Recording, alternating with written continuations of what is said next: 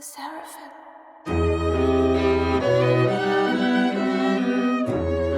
Welcome to the first episode of the Rialto audiobook podcast. This episode features the voices of John Southworth and Janine Theriault. We find Klaus, middle-aged Uber driver, currently working a stint for a writers' festival in Fredericton, the provincial capital town of New Brunswick, Canada, not far from the U.S. state of Maine. Elevated vision of the world. I've an elevated... Mrs. Gheradini stands, statuesque, between the hotel's entrance and me. What time do you get off? I could use a little compagnia. I get the feeling you could too. I tell her more writers are arriving for the festival and have to see. She seems unfazed. She glances at the wan teenage valet glued to his phone. You know, I can tell who a person was as a child. Whenever someone walks into a room, I can tell. I leave the last of her arabesque luggage at her side and get back in the car. In routine mode, take the highway to the airport for another pickup and drop-off. There's a text. Drive to main hall, return boxes of books to office ASAP. An hour later, I'm alone, stacking the boxes in the second floor of the office, a heritage home in Rabbit Town. The rest of my shift, I'm parked in a dead Cineplex lot, trying to catch up on sleep, but can't. The Seraphim. Too much premonitory gut feeling. Late summer, restless boredom, too. Elevated vision of the world. I've an elevated vision of the world. I see her seated at the back of the hotel bar in an army fatigue jacket. She waves like she's holding a wand. I feel anesthetized. Look at that thing. She says, eyeing a faux impressionist painting of twilight butterflies. What's wrong with it? It's anti-spirit. Tell me, is Fredericksburg near Maine? It's Fredericton, or Point St. Anne, before the redcoat showed up. I can't tell if she's smiling or frowning. You have a sublime mix of the funereal and naive about you. Like a great sulking child. Do you write? I tried writing a little prose poetry in my late teens. It wasn't my thing. What is your thing? Does everyone have to have a thing? Dante was the last true poet. Nel mezzo del cammini di nostra via mi ritravia per una sella val oscura c'è la derite viera smarrita. I counter with a quote of my own. I am not joking when I say my condition is a kind of seasickness on dry land. She looks at me like I've curdled. Proust? Kafka. Same thing. Both inhabit the same circle of hell. What circle's that? Sickly writers and middle-aged men who dye their hair black. That circle. A bartender with a Joycean eye patch over his left eye brings 2 more chlorophyll green cocktails. I catch her staring at a growing huddle of writers and book industry folk. They look like real estate agents. Writers are realtors.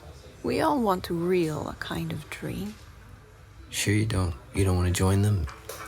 It's okay by me if you need to do that meet and greet thing. Talking about writing depresses me no end.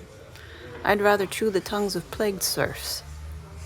Tomorrow I read from my book, answer some inane questions, then I fly away. Mrs. Gheradini puts her drink down and stares at me like I'm a trapped rabbit. Let's do something brave.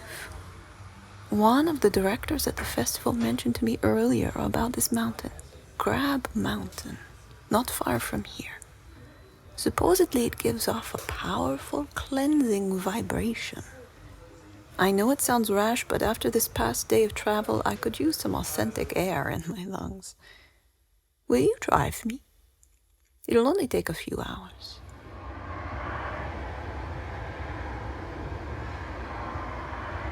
We go to collect my car in the hotel underground parking lot.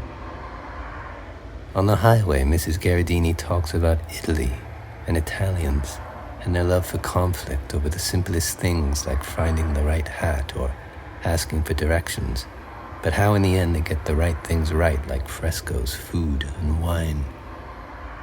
She speaks of Venice, how she recently spent some time there writing a historical novel, then goes on about a medieval unicorn that still exists in the low Tuscan hills, the same hills behind the Mona Lisa. You are a very conscientious driver, she says, resting her left hand lightly on my right shoulder. Her eyes are closed, and she's mouthing clandestine ritual words without making a sound.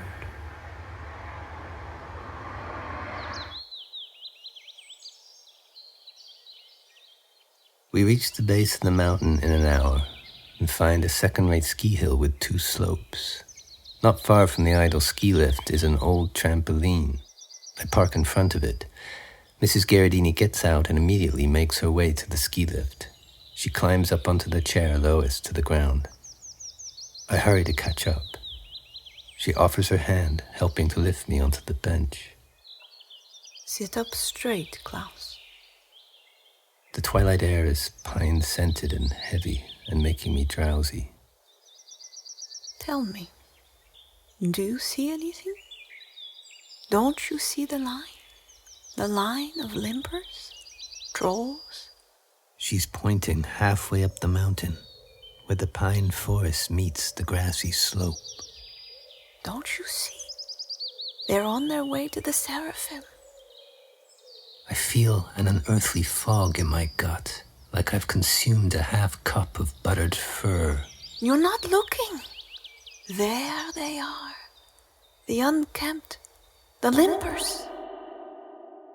I feign staring harder in a gesture to connect with whatever she is witnessing. I'm sorry. I'm afraid I don't. Crows are circling over the pine. I imagine their bellies full of discarded summer fast food. My mouth is dry. I try to swallow in a detonation.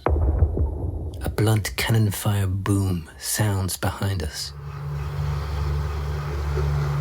We are moving.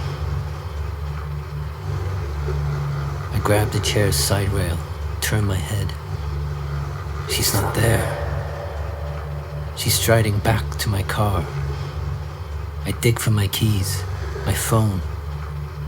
35 feet, 40 feet, too high to jump. She's getting in, 50 feet.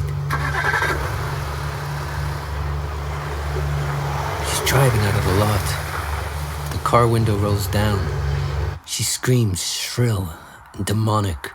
Rise from the ash!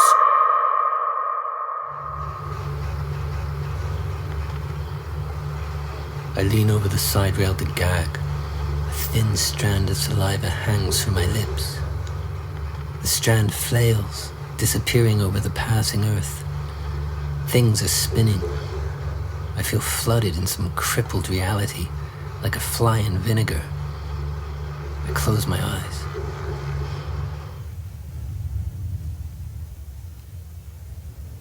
After making the turn on the mountaintop, the lift stops. My chair suspended at the peak's edge, 100 feet up. Strapless, without safety bar, hyper-aware, bird level, crow level, phantom level. Miles of patchwork farm and forest, framed by rural road below. The trampoline, a small dot. I grip the side rail hard. Except for my own fidgeting, there is no sound. A voice in me whispers, "Slip off the chair and fall, you faker." It repeats outside of me, a dank echo brushing against the mountain. "Slip off the chair and fall, you faker." I try to swallow but can't. It's been so long since I've slept. I'm doing everything. I clutch my gut. Try to slow my breath. Slow. Slow. Stay. Stay. Like some old world miracle, the fear goes. An elevated vision of divine purpose infused in all living things replaces it. The transition is seamless. Long white birds glide overhead like archangel messengers. The pine trees sway in unison. The earth and sky touch in harmonic rapture.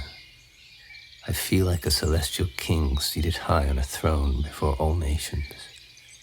I almost have to laugh.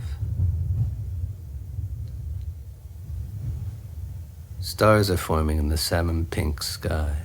I try to map out the constellations, but have forgotten them. I curse myself for this.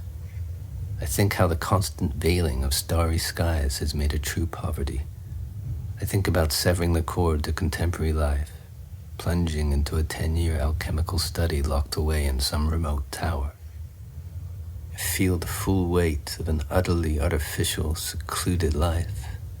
What an abomination of mute feeling my heart is. How pitiful my attempts at loving others have been.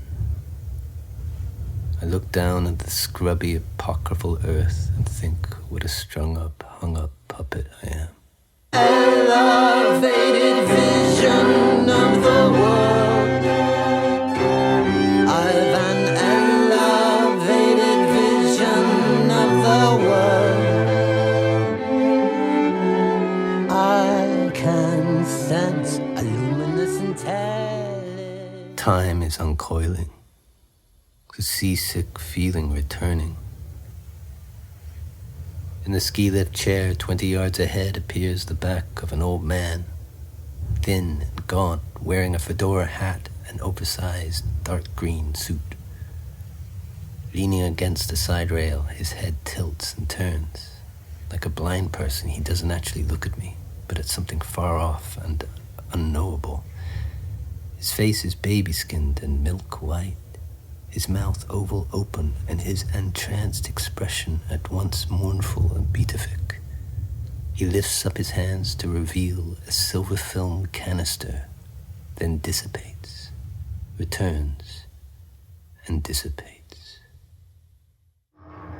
The ski lift jolts back into gear. My nerves, too. I cling both hands to the side rail in the descent.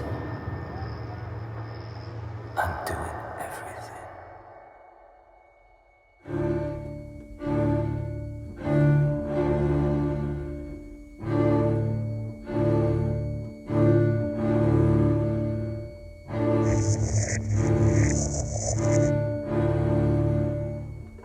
The most wretched absurdity begins. To my left, 30, maybe 40 tramps come limping out of the thick pine. Mostly middle-aged, some old, ragged, rain-soaked, pallid, hunched, sunken-eyed, jaundiced, their greasy hair and singed beards matted, their ill-fitted black clothes torn and frayed, and each lame, foul tramp traveler wearing just one black leather boot. The smell of urine mingled with pine sap and fish fills the air. It is frightful. I watch this exodus of possessed vagrancy limp down the grassy slope, hobbling directly beneath my ski lift chair. Depraved, oppressive sounds follow. Shuffling, heavy panting, deranged giggling, tinkering of tin, some shrieking, a few frothing at the mouth, tongues hanging from the side mouths, eyes white without pupils. The lift begins to slow again, it's barely moving now. I watch the tramps trudging their way down to the mountain base. some clicking their heels, some falling to their knees, others chanting, wailing, hands shaking. Each clambers up onto the trampoline. There are too many to fit. Some fall to the ground, only to get back up and clamber up again. Those on the trampoline jump with ungainly, spastic movements at odds with their bodies in reaction to some sizzle of venom of the brain, but it is not long before the tramps are soon done with it, climbing off and crossing the parking lot in a hurried single limping line into more pine woods. I hop off the slow-moving ski lift, landing badly onto my left foot. The ski lift stops. The creaking chairs sway like all-knowing pendulums. At the trampoline, my mind is still reeling, miles away from catching up to the paranormal shift in reality that has preempted the last 10 minutes. I climb up and place my faintish forehead onto the trampoline's patched-up surface in an effort to affirm something real and tactile, also to appease and reconcile with any remaining unseen presence. But in the moving shadow of the mountain, I am certain of nothing, except the realness of a lingering vision and the weight of a crushing self-pity in my chest.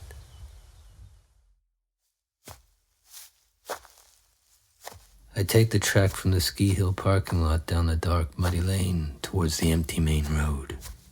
There's a stabbing sensation in the sole of my left foot. I limp on. Half a mile later, I find my car parked by the roadside. Driver door open. No key in the ignition.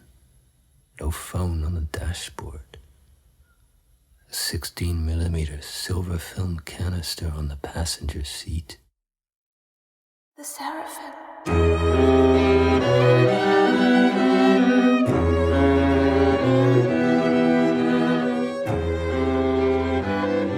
You've been listening to the first episode of the Rialto podcast, written by John Southworth and produced by Veda Hille. Stay tuned for episode 2 of Rialto.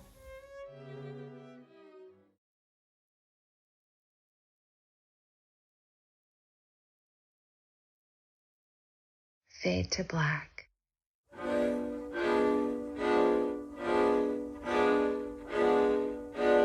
You must drive a roundabout way in the night through mountainous Maine in a white Canadian film distribution van with a reel. You're listening to episode 2 of the Rialto audiobook podcast entitled Van Leer. This episode features the voices of Tamara Lindeman, Claudia Dey, Francis Nicholson, and John Southworth. Exterior, suburbs, twilight. Crows are snatching black socks from suburban clotheslines and flying away. Hours of sleep limping. Fields sleeping. Birds sleeping. Everything's sleeping. The silver film canister is in my hands. And then, beginning soft, some shuffling of feet.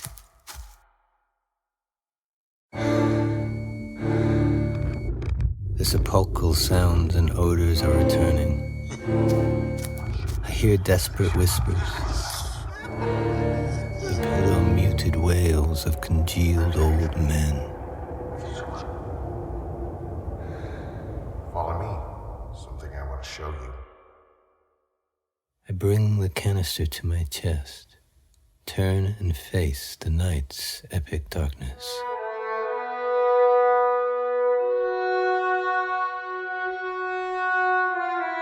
Blue neon light is lighting up the field to the right. I turn down a sand road and into the sand grass parking lot of a drive-in cinema. The neon sign reads, Van Leer, Two floodlights bookend the drive-in's white screen. There's a lone white van parked in the center. And to its right and further back, a pale blue bungalow shack. Against the van's front bender, I slump. I remove my boot and rub my aching foot. The vast white screen weighs heavy, a white monolith of unrealized dream. I need to sleep, but fear for what my body is going to do. Whether my abdomen will spasm, violently jolting me up at the onset of sleep like it's been doing of late. I wait for the spasm.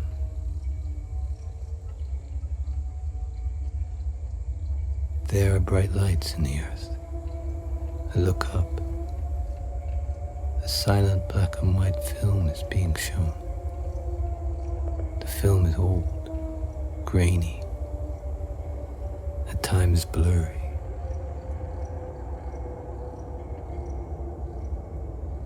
Interior, cave. Inside a mountain cave, a bare-chested boy in a black chef's hat and long khaki shorts stands atop a great mound of the stolen black socks. He weeps as he sings. Infinite crows are listening to his Gothic aria. He is their high priest. Now silence. 5 crows lift him to a cauldron. The boy sips the cauldron's boiling sock stew and nods with solemn approval. He's placed on a railway jigger and pushed down the railroad-tracked throat of the mountain cave. Mall loading dock. Day. A man is taking large white tubs from the back of a white van and leaving them on the loading dock of a suburban mall. His face is never shown.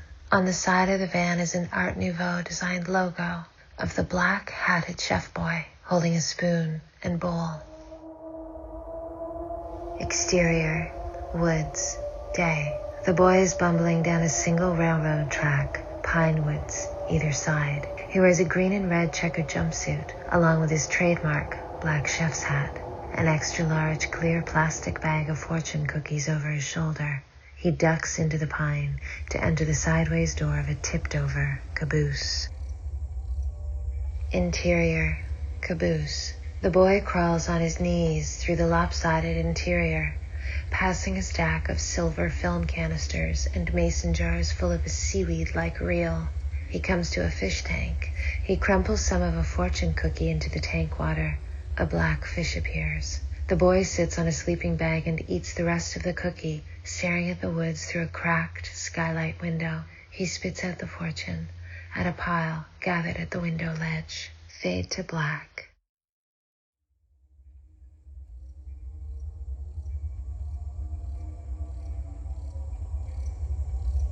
A silhouette in front of the screen is walking towards me. It's the boy, in navy overalls and black chef hat. Under one of his arms is another silver film canister. In his other hand, a pole-shaped glass fixture. He stops a few yards away on the last rail of a railroad track, which I've only just noticed. The track partly veiled by sand and patches of grass extending from under the screen. The boy puts the glass fixture on the ground. Trade deal. He hands me his silver film canister and signals for me to give him mine. We make the exchange. The boy studies it, sniffs it, shakes his head, and hands it back. No thanks. I hand back his. The glass fixture on the ground is turning red, bright red. The boy picks it up, holds it over his head, and begins to sing in a high, scarred voice. Real love, real if you're to heal, heal if you're to soul in time. Behold the progress of our pilgrimage.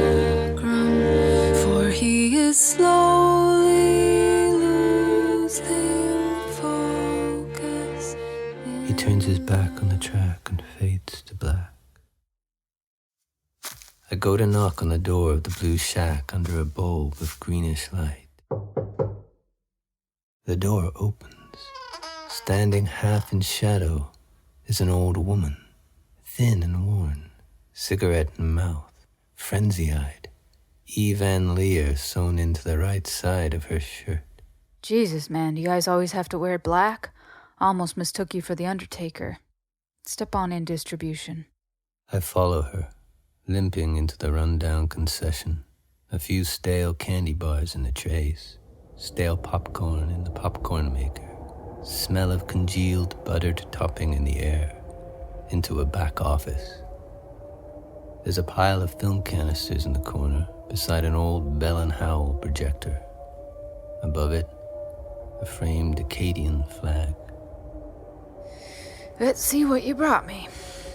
I place the canister on a free bit of desk space amongst papers, files, playing cards, tarot cards, tools, an empty whiskey bottle, and an ashtray stuffed with cigarette butts and beer caps.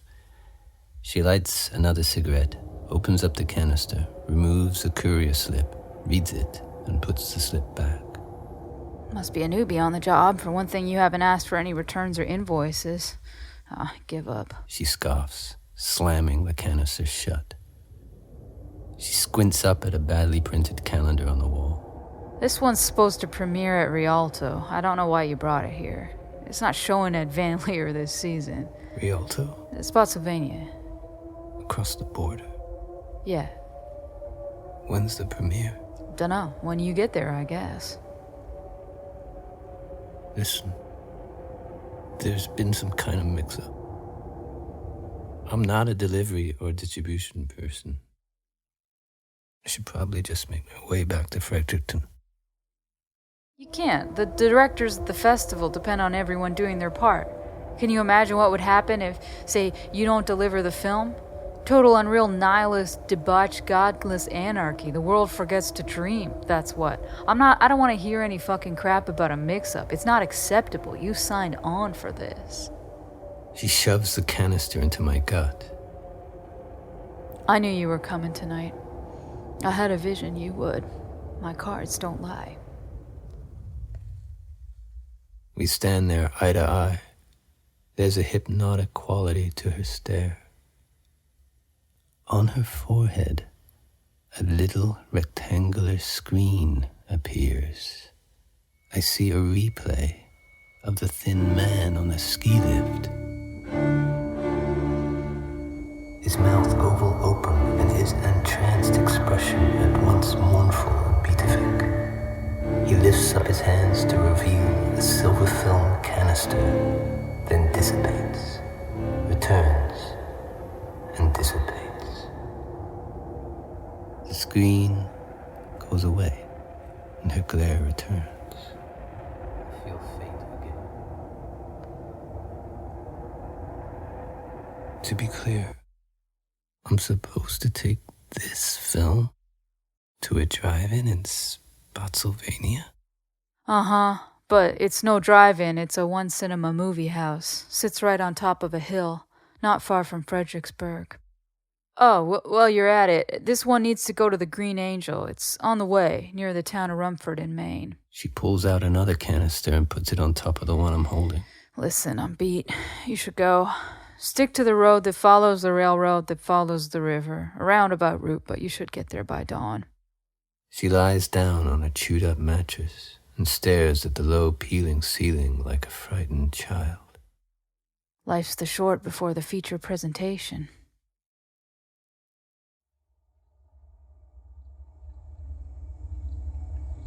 From the green-lit doorway of the shack, I see Canadian Film Distribution Inc. typed in black on the side of the white van. I get in. I put the two canisters on the passenger seat and stare at the key in the ignition. The thin man's weird white face comes again into my mind. I open up the canister, the one to be delivered to Rialto, just enough to see the title of the film, written on the center of the real history of jazz.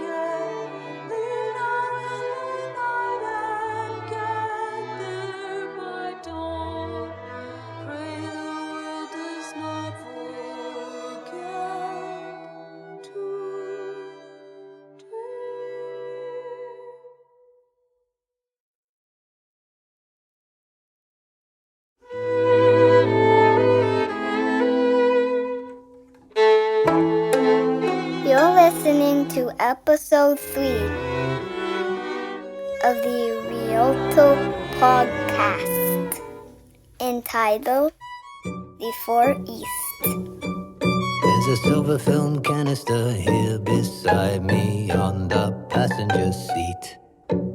On an all-nighter through northern Maine's wild mountains, valleys and streams. And the silver film canister that I courier's reeling me into a deep, Featuring the voices of Veda Hille, underworld Rob and Dan, of secluded Luka Kuplowsky, film houses, and John Southworth.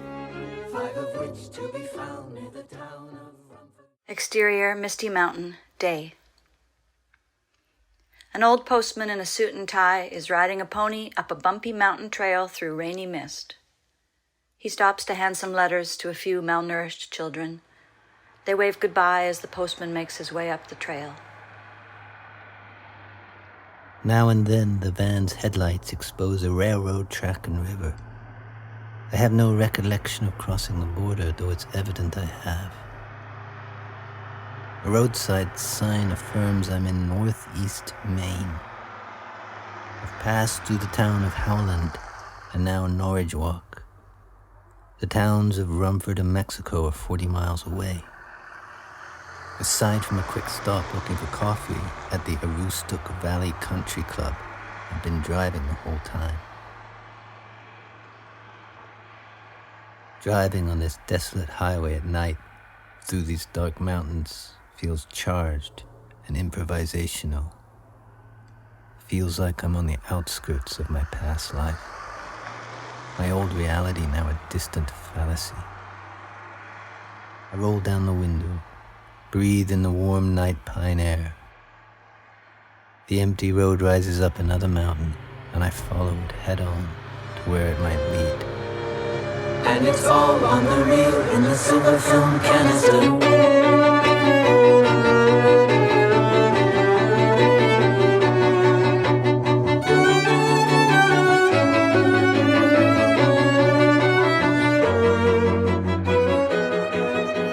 At dawn, I park outside the Far East, a Chinese-American restaurant located by the roadside.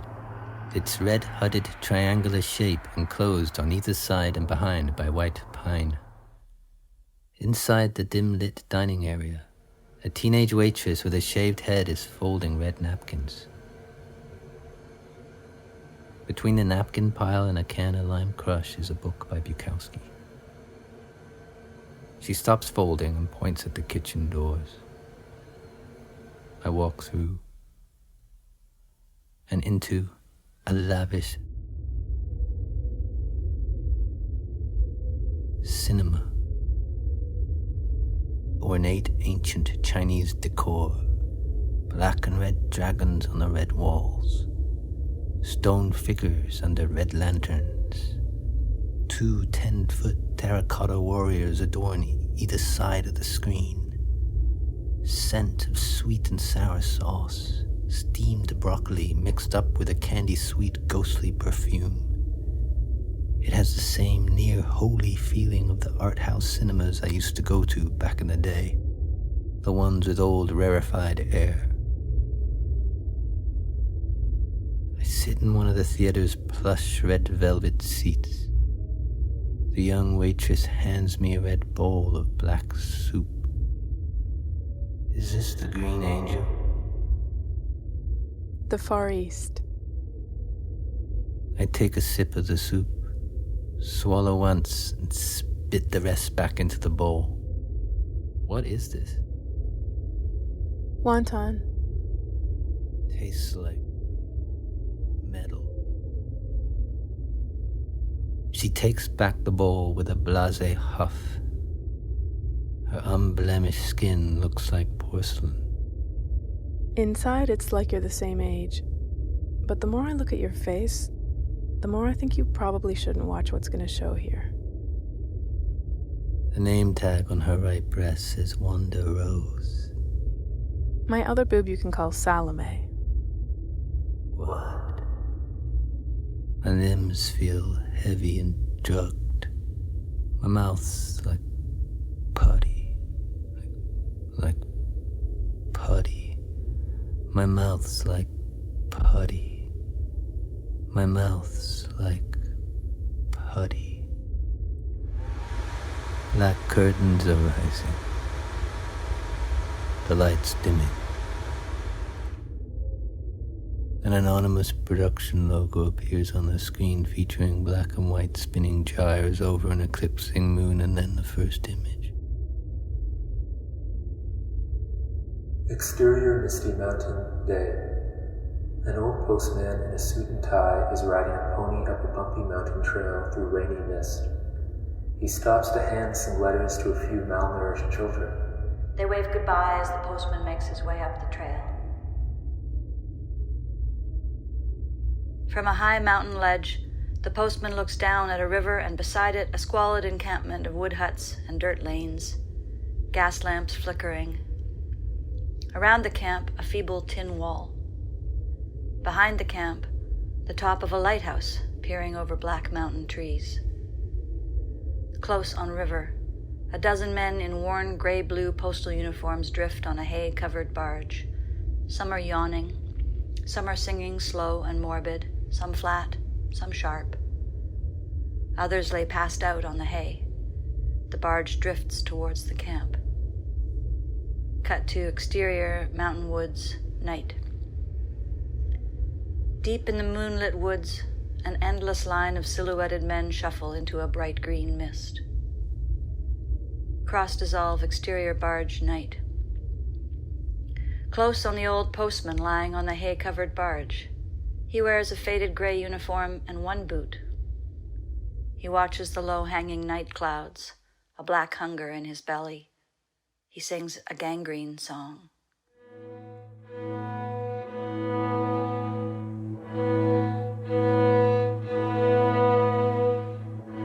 My people stand in lines that don't go anywhere. My people scratch at bites that are not even there. My people hide at night on highways of despair.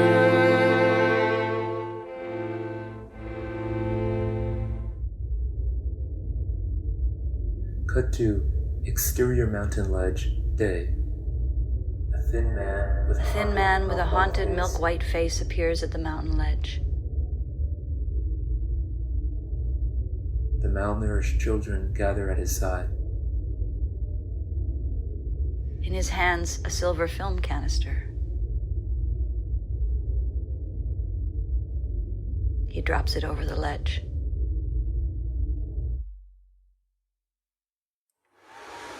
Bright lights come on and the automated black curtains close over the screen. I get up weak-kneed and go back through the kitchen doors into the now empty restaurant. The book is gone, her jasmine perfume in the air. Well, a vision is needed to put back Klaus, to purge and purify Klaus.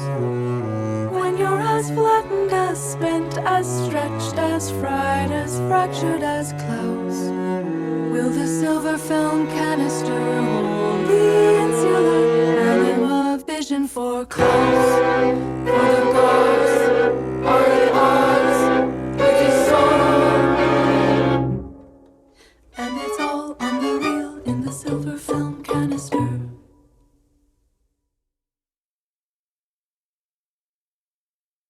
For you are what you dream, are what you dream, you are what you dream, are what you dream, you are what you dream. You're listening to episode 4 of the Rialto podcast entitled The Green Angel.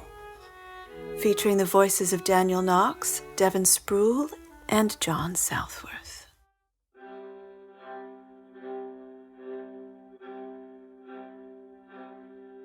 I leave the Far East and take the road up White Mountain.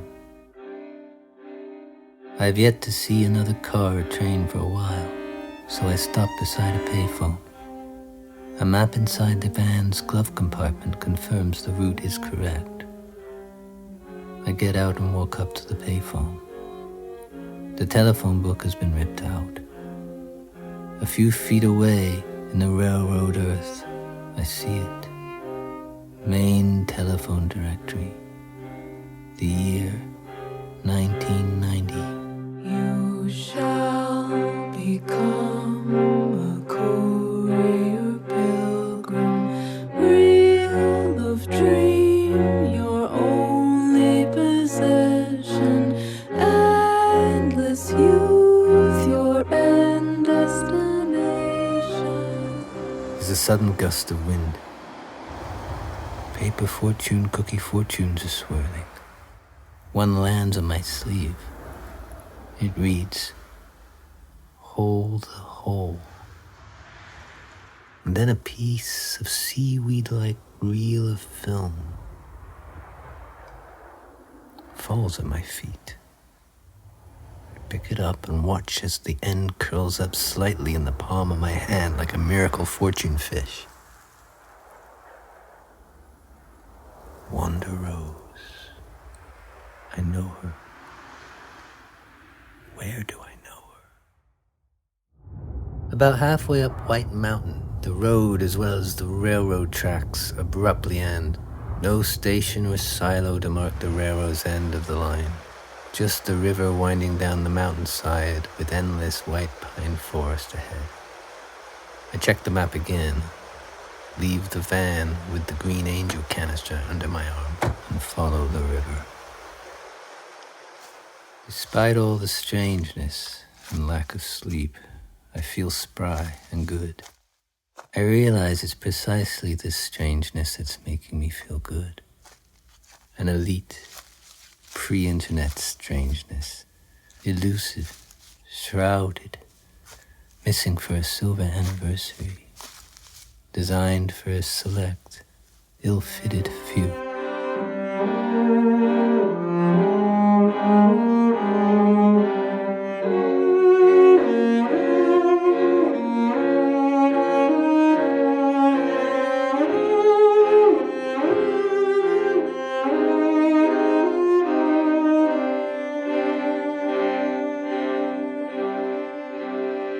Pretty soon, I'm going up a sunlit path through the white pine like some courier pilgrim.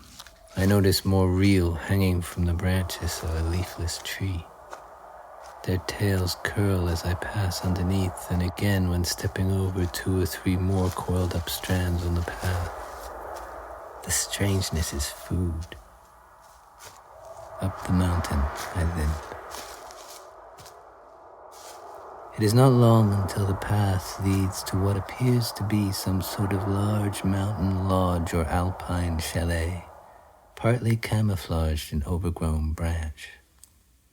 Behind some thick foliage, I am able to make out some engraved letters. G, E, E, N, and L. I brush aside some old leaves and fallen branches and enter through a thick wood door into an unfurnished lounge lobby with a vast lentil-brown carpet. A black bear's head with a bird's nest on top hangs above a barren concession stand.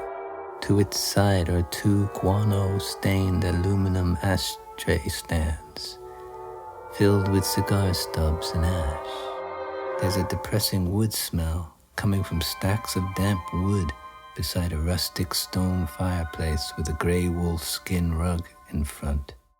A long branch protrudes from the corner of the ceiling, embracing some smaller branches which are breaking through the ceiling's center.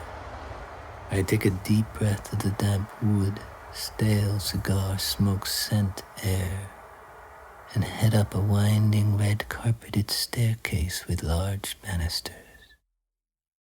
The first door I come to has a bronze plaque sign with Director engraved in old Franktour lettering.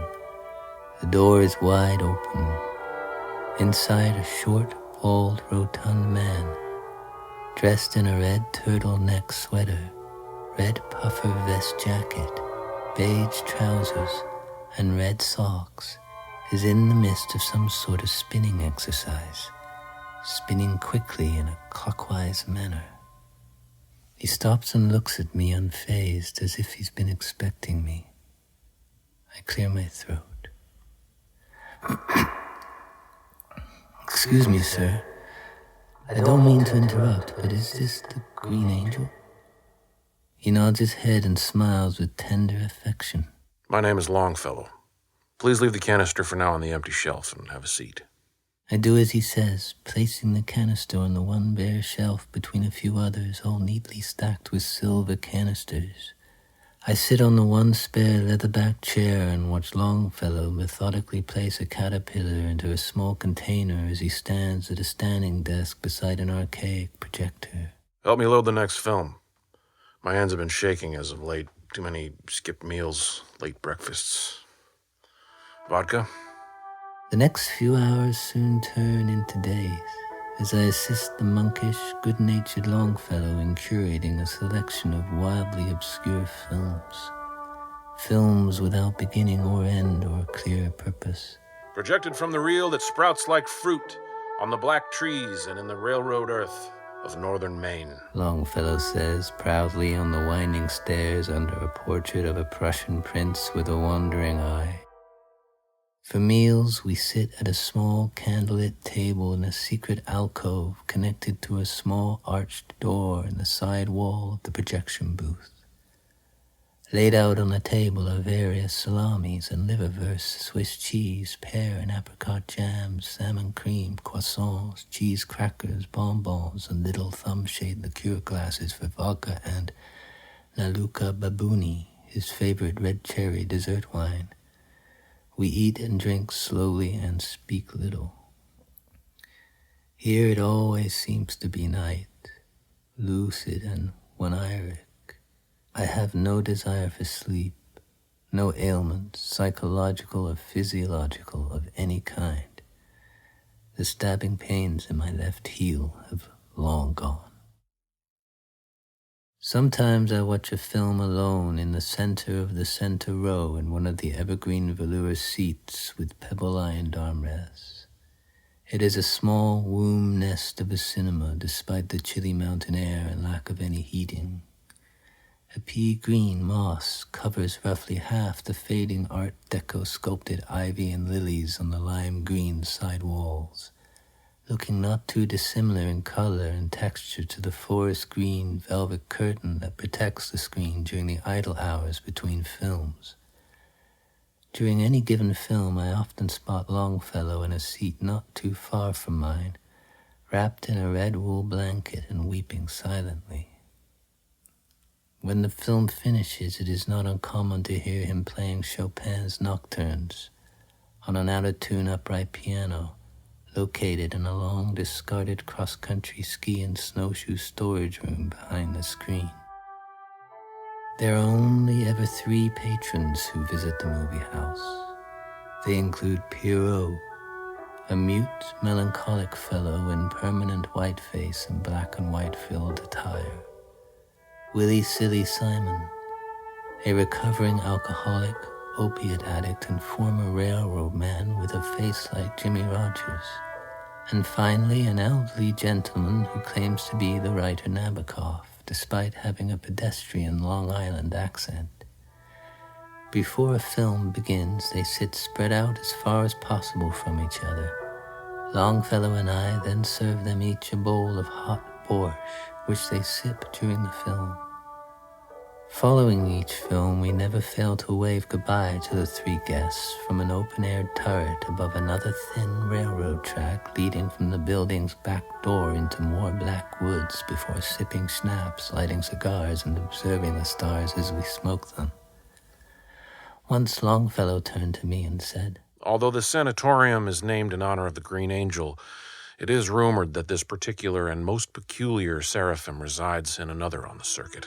Tonight he rests his cigar on the milk glass ashtray beside his snifter of brandy, while looking through and focusing a brass telescope anchored on the turret ledge, he says, If one cannot see the ever-changing constellations, then life will become a constant irritation, like someone in flip-flops forever following you.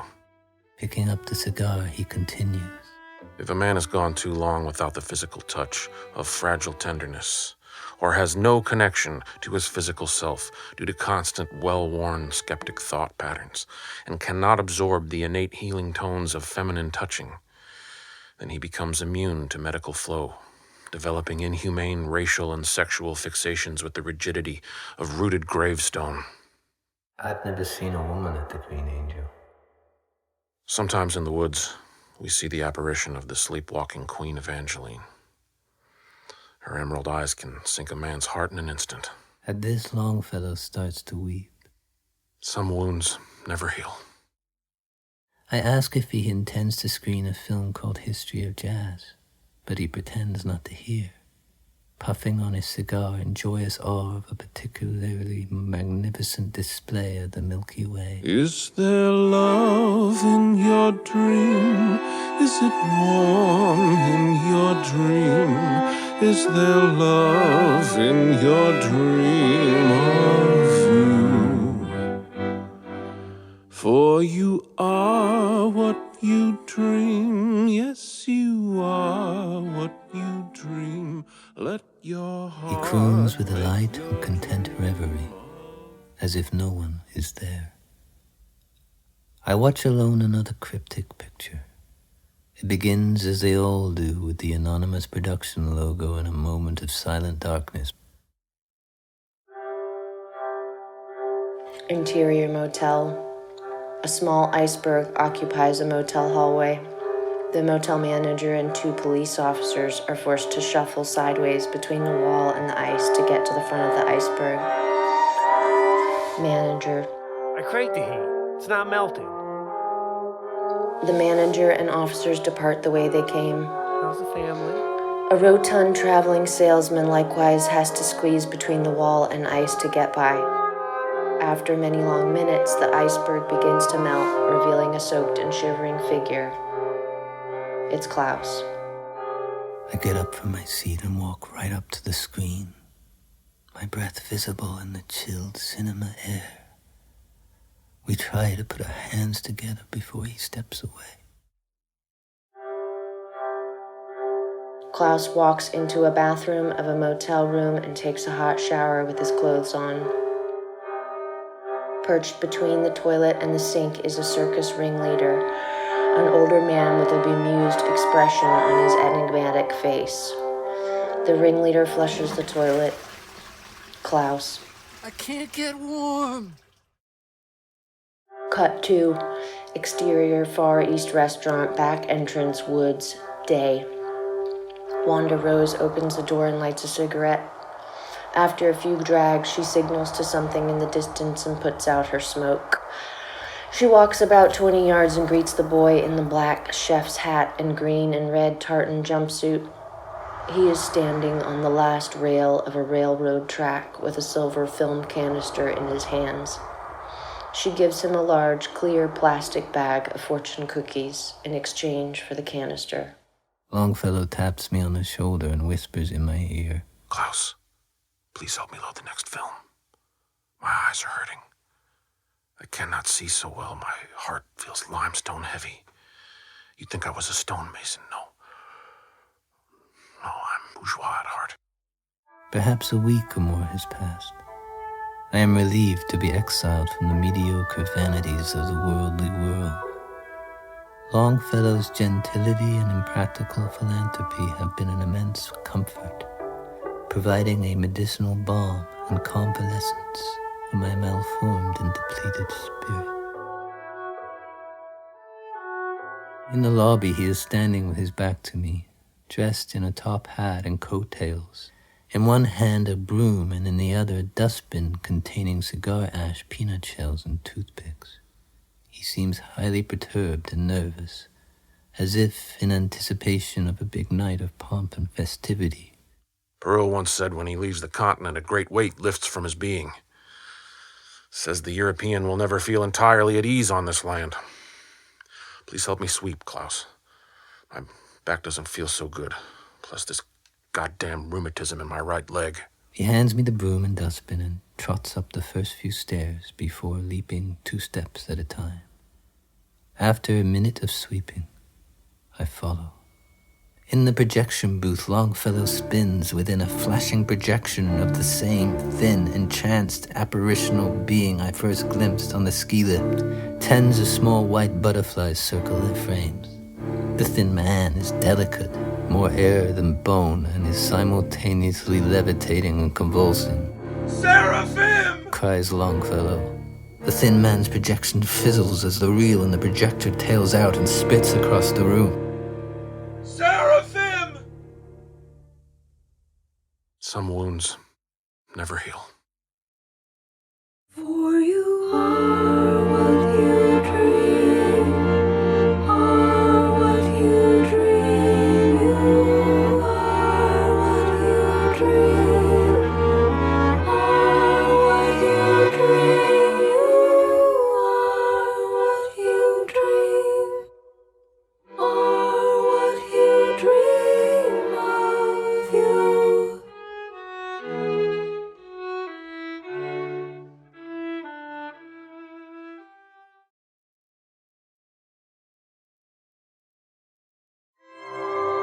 You're listening to episode 5 of the Rialto podcast entitled Underground Cinema, featuring the voices of John Southworth, Francis Nicholson, D.A. Meeks, Janine Theriault, Ryan Driver, Sam Allison, Daniel Knox, and Robin Dann.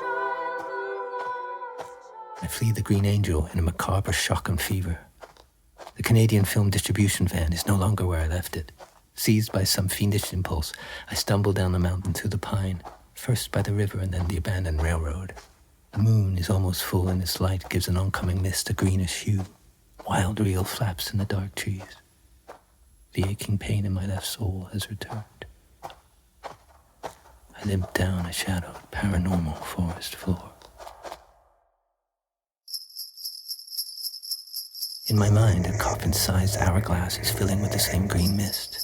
The huffing, snorting, tinkering sounds and fungal scent is returning fiercer and more depraved, only to cease the moment I stop my own limping. There's a line of fortune cookies along the track. Some yards ahead, the silhouette of the boy in the black chef's hat. Closer, I see he's wearing a centuries-old navy porter's uniform. He beckons me to follow. Hurry, pilgrim. The boy stops and bends down to pick up a piece of wild reel. Help me! Now on my knees on the track, I find bits of silk and slippery reel in the green moonlight. I am frantic. I rub the entire length of one of the reels between my thumb and middle finger, and I am assaulted by a flash in my mind, followed by this dream film snippet. Interior school bus. Day. A schoolboy is seated halfway down a school bus. In every other seat, a stern nun stares accusingly. The boy holds his belly, grimaces, contorts, and gives birth to a dead black eel. I return to gather the bits of reel in my hands. A crow flies down between me and the boy and flies away with some of the strands in its beak. Attached to the boy's belt is a jar filled with a sort of sticky pine sap resin. He puts his fingers in the jar and with hyperfocus sticks the pieces of reel together. Hand me! I give him the strands of reel. I'm the lost child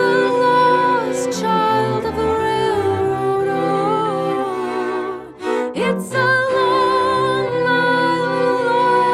while to the railroad. He sings, dashing off down the track into the mist, the resin-glued pine sap-scented reel wrapped around his shoulders. The mist is getting thick, fish-scented too. I can barely make out anything. I trip on a rail and fall to the ground just before a railroad crossing line. Passing in the other direction are women and children in worn peasant dress. One of the women stops to remove a chalice from her belongings. Acheterez-vous ce calice? I shake my head. Where are they from? Acadie. Pointe Saint-Anne et Grand Prix. I stumble upon an old hobo lying in a fetal position on the track. His lower back is exposed from under his red and green checkered shirt and jacket, his skin covered in hives. The old hobo winces and groans as I lift him up. His face is as serene a face I've seen, a woe-begone Walt Whitman. His hair dove white, eyes like pale sapphires. He wanders away into the green, fishy mist. Sunrise. Beside the railroad track, I peer into the back gardens of suburban homes. In each garden is a swing set and a laundry line and the scent of jasmine. I think of Wanda Rose, how her strangeness fed her beauty. Watching her cross a street, book in hand, vintage clothed, shaven-headed, was a sight to behold. She didn't have to think about getting hit. Cars would just stop. A Canadian film distribution van pulls up beside me. The window rolls down. It's Longfellow, holding up a silver film canister. We must have faith to preserve eternal youth and not grow old and be deceived by life.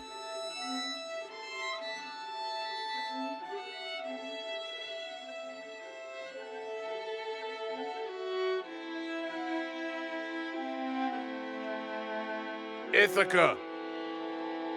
Acadia?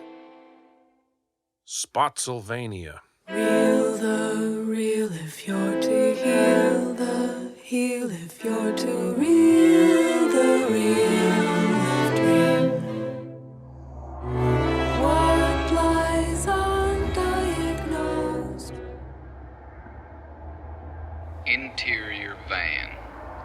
Day. The van drives down a main highway.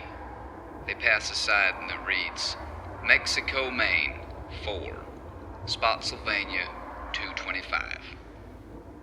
We see Longfellow in the driver's seat, Klaus in the passenger seat, Silly, Nabokov, and Feurd in the back seat. Silly. Reel the reel, heel the heel, soul the soul, seal the seal, hole the hole, fet the fate. Nabokov. Oh Christ, please stop. Silly. Sometimes it is wise to fish where there are no fish. Very true. I generally despise bumping into my fellow fishermen and prefer to fish alone, even if I catch nothing but a luminous thought or two. Don Juan, Spotsylvanian vampire, dream bait, and catcher, director of the festival, riddles reversed at twilight. Silly. I don't have the mental energy to spar with you today. But you are learning well, my boy. Every day you become a little less surf and a little more pre-Raphaelite. Longfellow, it's been 3 years since I've caught a fucking butterfly. I trust you will kindly acquiesce to my simple request. Longfellow. Yes, I promise you shall have your butterfly before our sunny day is through. Klaus. What brought you to the Green Angel? Silly. The Great Depression. There was no work and, well, I've always loved movies, so... Out of nowhere, an 18-wheeler truck overtakes them. On its side, American Film Distribution. The truck nearly veers the van off the road. Longfellow recovers the van and continues on. Longfellow. We shall stick to the side roads. It may take a little longer, but we shall avoid any risk of being, shall we say, exploited. Klaus looks longingly at the dashboard where his GPS navigation device would have been. The van takes an exit and heads down a smaller road. Longfellow drives into the dirt parking lot of a private zoo. Longfellow, Silly, Nabokov, and Klaus follow Feurd to an abandoned, caged area that has recently belonged to a deceased black bear named B. Nabokov asks Feurd in a gypsy francophone sign language if he still intends to proceed with Unconscious of the Curse, a book they have been co-writing. Feurd does not respond, continuing to gaze into the cage. It's clear he needs some alone time. Everyone says their goodbyes and watches as Feurd climbs into the caged area. We see him standing mournfully.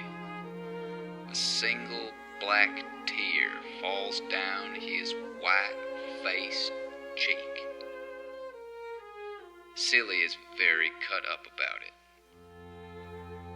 Klaus puts his arms around him and all head back to the van, leaving Feurd alone in the bear cage, gently swaying in a melancholic trance. Exterior side of highway, day. Klaus driving, Longfellow in the passenger seat. Klaus slows the van. We see a coffin in the middle of the road, followed by 3 black hearse pile up by the side of the highway, and then the American Film Distribution truck, which has tipped on its side. Klaus drives around the smoking, bent-up hearses and stops the van beside the truck. Everyone gets out. Everyone walks up to the driver's door. Lying on the ground is a dead truck driver dwarf. Except for a pointed goatee, his face and white hair like an elderly James Dean. Red jacket, white t-shirt, and blue jeans. His jeans and underwear are pulled down to his thighs. He has an erect penis. Silly screams. Nabokov. He's dead. And he's erect. Good God. Longfellow, revolted. Cover him up in the name of the Norse. Meanwhile, Silly has opened up the truck's back doors. Tens of old black leather boots come falling out. We see Nabokov heading toward a porta potty by an abandoned work site up a slight hill from the highway.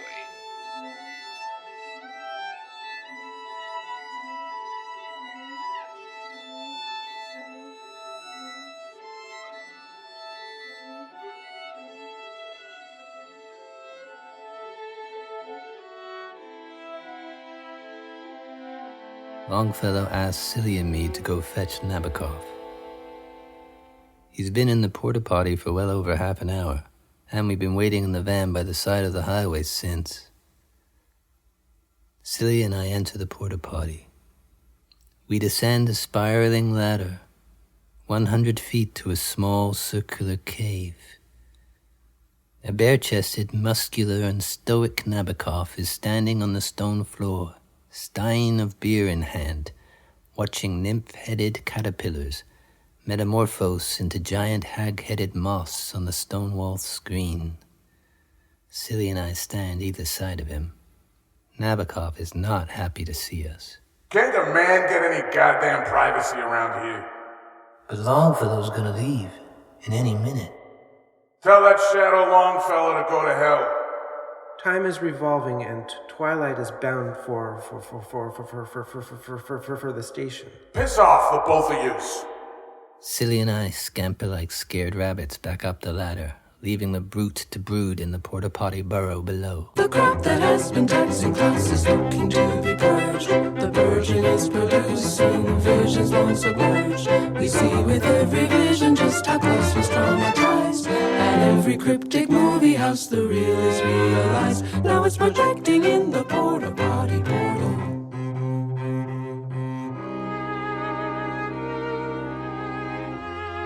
He found his paradise, just like Feurd. So will we all, I trust. We travel along more nondescript, desolate highway. At a gas station, Silly and I wait in the van while Longfellow goes to pay. Silly keeps throwing peanut shells at my head. I throw some back and a playful food fight ensues. We stop the moment Longfellow opens the driver door and sits still as clams. Longfellow finds a peanut shell between his legs and Silly bursts into uncontrollable laughter. Real tears soon follow. Poor Feurd. We shouldn't have left him. What if a tiger or a lion eats him? Chews him into little pieces. He's a crabapple in the jungle, a little white pumpkin in the jungle. Silly blows his nose into a wrinkled hanky. When I was a boy, I sat in the middle seat of the wagon. My pa on one side, my ma on the other, riding all the way from Wyoming to Ohio. Other wagons ahead, and 100 or so Sioux Indians on horses riding with us. Fellas, I never told you this, but I'm half Indian. Would you like to come... Would you like to come up and sit between us, Silly?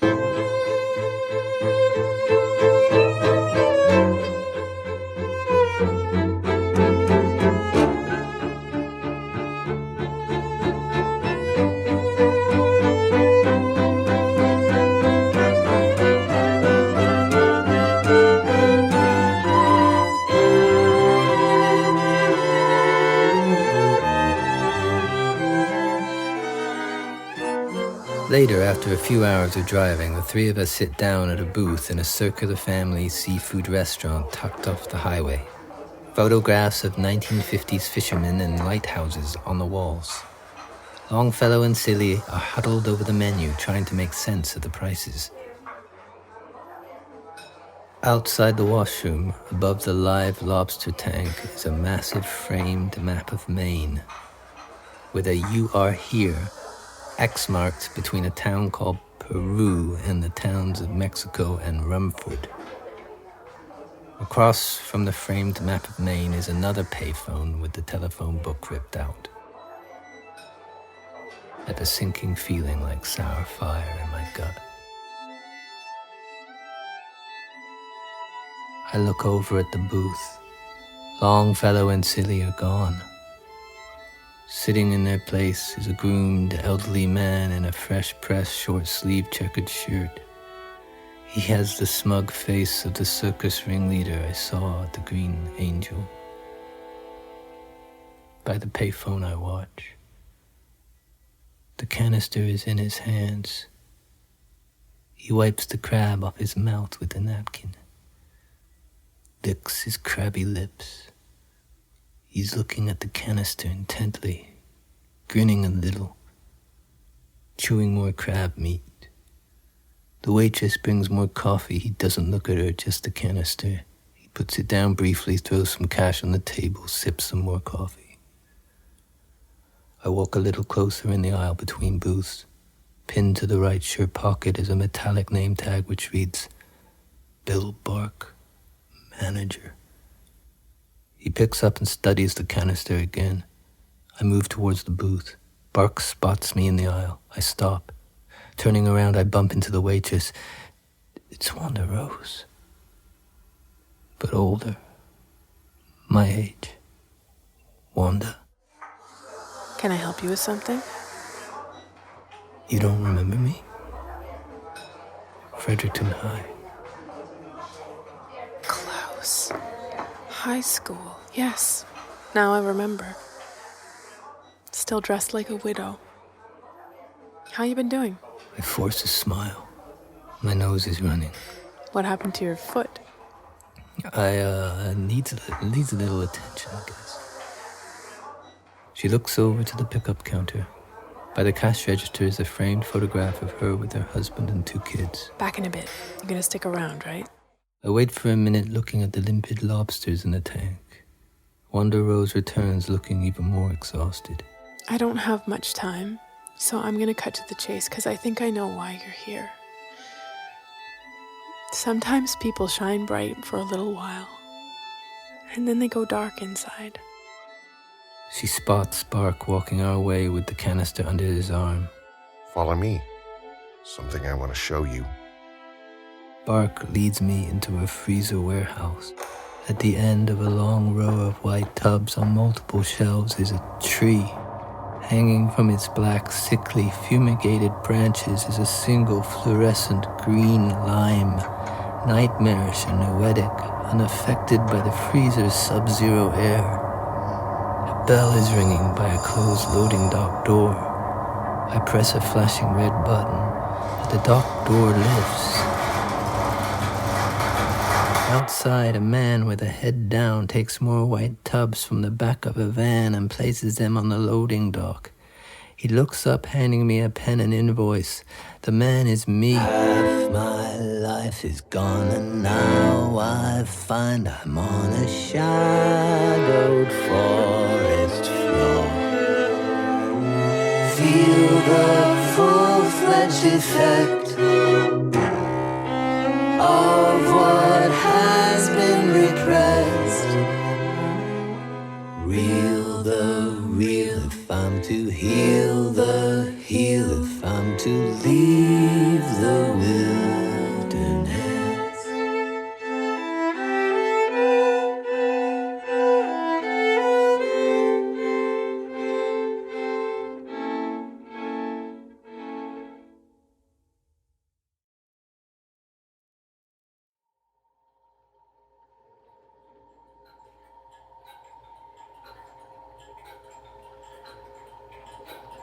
Episode 6 of Rialto is entitled Limen and stars Martin Tielli, Meg Remy, and John Southworth. I limp to town of Mexico, Maine. Drag my left foot as if a skinned hare. Squat in gray grass by gas station. At drive-thru, wait in line of pickup trucks. Limp to drive-thru counter. Lay down bunch of change. Limp away. Into hardware store, stationery store, Legion Hall, pet store, town cinema. Looking for some magic. Desperate for magic. A little red door in some bulbous tree trunk.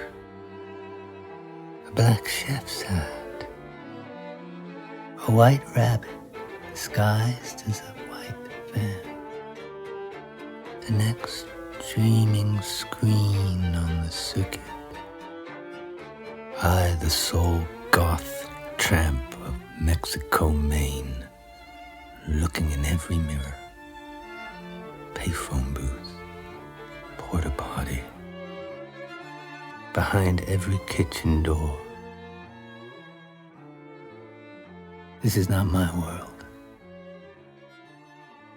Poor Feurd.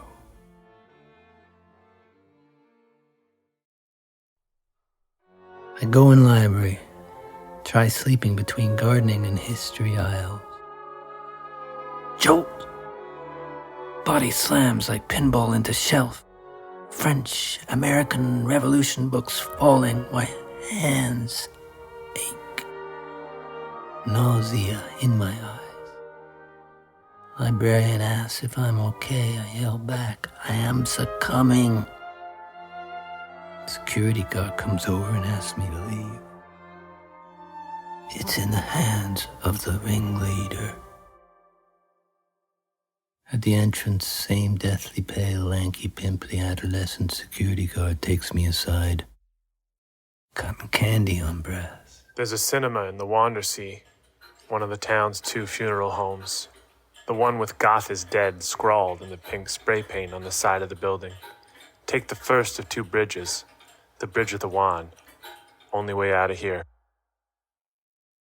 Hours beneath a payphone on cold floor in coldest corner of the bus depot with black dyed hair on my tongue. Is this my paradise? Payphone is ringing. It's cotton candy library security guard again. Goth is dead. I sit on the sidewalk of one of the bridges. In my jacket pocket, I find a strand of wild reel left over from White Mountain. I rub the length of the reel with my finger. Interior, restaurant.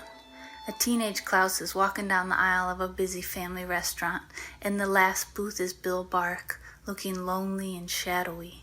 Cut 2, interior, high school gym. A band of young clown tramp musicians, including Klaus, are entertaining Bark. He is seated alone on a bleacher seat. He is laughing and clapping. Klaus plays a disfigured trumpet. A hooded hobo sneezes beside me. He takes down his hood. It's Bill Bark. Unshaven, face scabbed and bony. Call me sarcastic fisherman. Come, little fish. You with the limp, you with the glitch in your soul. All you need's a little square mustache, a cane and a bowler hat. You must be hungry. I know a place. Come, little fish. You with the limp, you with the glitch in your soul. The worm in your head, the eel in your gut. I cast them in there long ago. Oh, lie down on my couch and show me where it hurts. We go into the first restaurant we come to.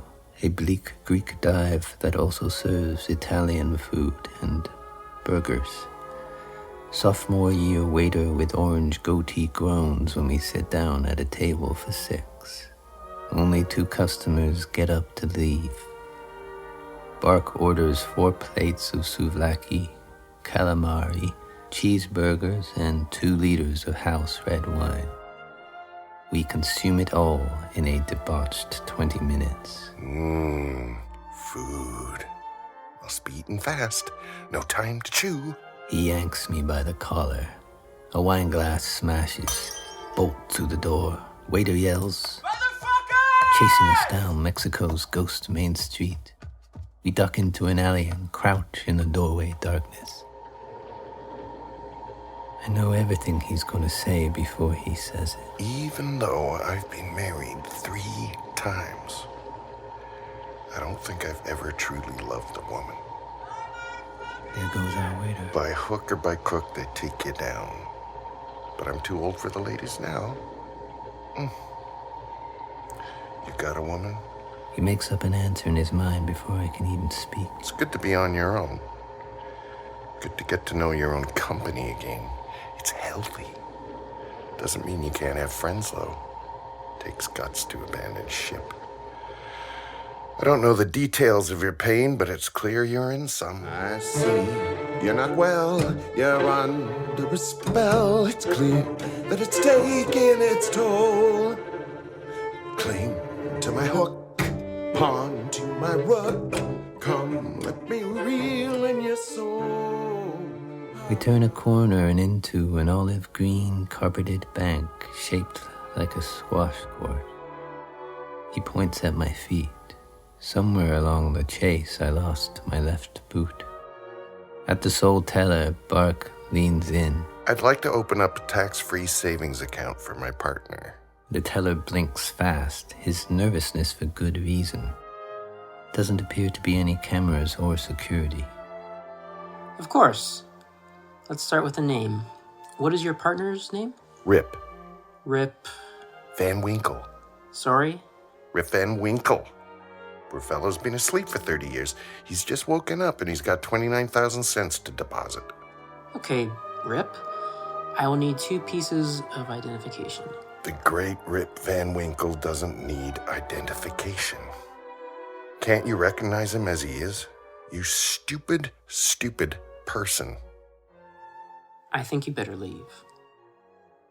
Has there been an American Revolution or not? We want to know. Outside a dry cleaner's, Bark and I hop into a linen truck and drive off. Bark drives slow, like a weekend driver with a pacemaker. We drift across one of the 2 bridges into the adjacent town of Rumford. Nice to know. We ghost riders of the underworld have fresh, clean shirts for the work week.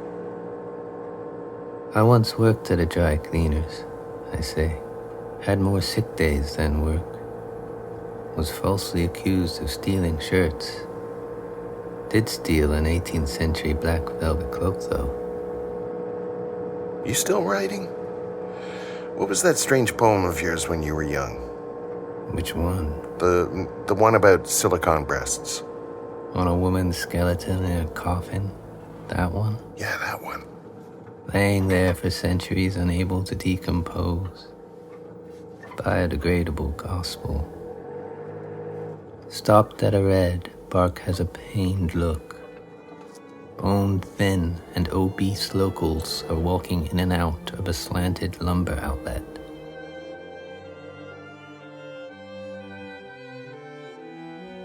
We ditched the truck in the warded-off parking lot of a boarded-up high school by the river.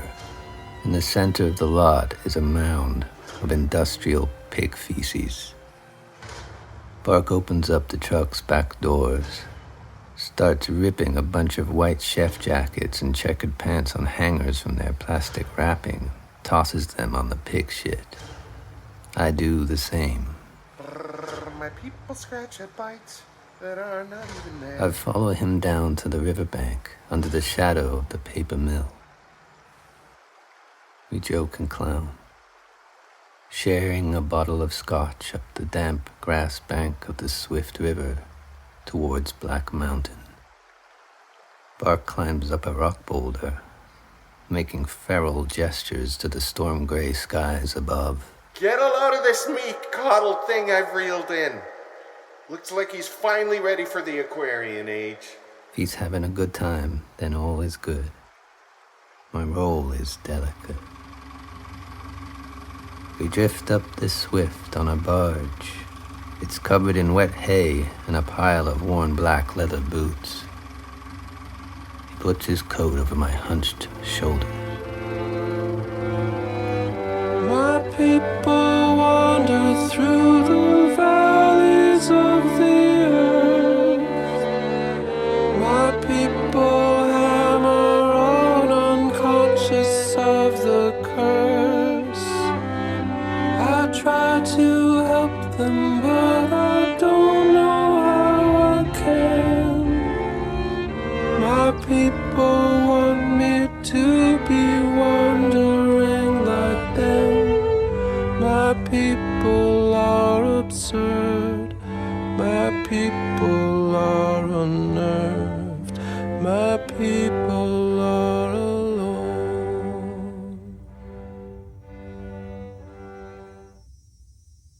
By late afternoon, I'm at a long picnic table to the side of a drive-in screen at the far end of a clearing in the mountain woods. At the other end is a lighthouse. Hung across its top turret is a black banner marquee, and on it, handwritten in bright green, Limen. In the lighthouse turret window, replacing the beacon, a projector. Also at the table are Bark and Feurd down-and-out King Leers in faded blue postal jackets. They are all gutting fish, throwing the fresh innards into mud-stained white tubs. Some others are curled up on the ground, eyes closed, mouths open. Their fingers rub strands of the seaweed reel, now a metallic, phosphorus lime.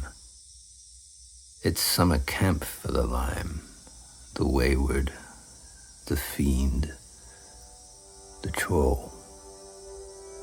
Homesickness and seasickness are not so dissimilar. Hunched over on a log bench nearby, it's silly, drinking a bottle of something. Got a call today from a woman who said she was my caseworker 25 years ago. I have no recollection of this, but she insisted I'm to go downtown next Thursday and meet her at 4 o'clock. Now, the question, is this true or imagined? Because if I go downtown and go into that building and she isn't there and the cops come, well, you see what I'm saying. I go sit at the far other end of the table. The dog keeps barking. One of the trolls says, "Can you believe there's a federal program giving $2,500 to anyone who's obese?" I'll trim the fat off them. Put them on my cutting board and I'll cut them down to size. Bark rambles on, cleaning his fishing knife with an old rag, his fingers coated in blood and guts. Youth's a sham. It's a waste of time. You have to wait till you're a bit older for the right light to just hang just right. Listen, God, or whatever's firing up this crazy universe, can ravage me any which way he can. Slap me on the platter. Don't matter. I'm in my own realm, transcended. Only those who've hopped off the stream will pull through. The stream of phony, shit-show civilization. You're really using your eyes then. Kidneys are failing me. Also at the table is the old Walt Whitman hobo with the pale sapphire eyes. Medicine for the whole, just thinking about it. Bark walks the length of the picnic table. He looks behind me, putting his hands on my shoulders. Any man worth his salt should be able to weep freely in front of another man, right? We're all born shell-shocked. Now, what's your pain? I haven't been getting much sleep, you see. It's hard to get to sleep when you're asleep. Has a man ever caught a fish on high mountains? I should do your chart. The sun reflects the white of the screen into my eyes. Just to see his face extinguishes all sin, retunes and binds the spirit, prepares it for pristine longevity. I'm about to slip under the picnic table and pass out. Every twilight I got my men searching. One of these nights I'm gonna catch them. The seasickness is spread wide. You've seen him, haven't you? Bark sits down across from me. It's Bark that goes under the table. He resurfaces with 2 silver film canisters, lifting high, one in each hand. Nothing like a double bill. First up, we got Pale Face. And then once it's real dark, history of Pale Face. Pale Face. Pale Face. Can I see it? Pale Face. He shakes his head once. Pale Face. He lays the 2 canisters side by side on the table while trying to conceal a shaking hand. I try lifting the canister. Bark rests his hand on top of mine. I try sliding the canister out. Bark presses down. I see old Walt shifting down the long bench. Bark wrenches down harder. Old Walt is moving faster. Bark's right eye is twitching, left eye drooping. Old Walt is at Bark's side. Old Walt takes out a fish knife and stabs the back of Bark's hand. Klaus, place the reel in my hand. You know I'm only trying to save you from something bad down the road.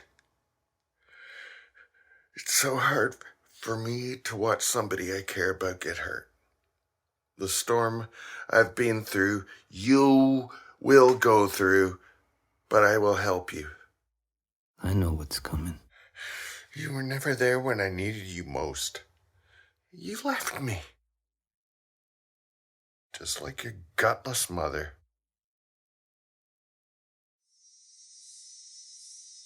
Don't walk away. I think you know what will happen if you go. He looks into the white screen.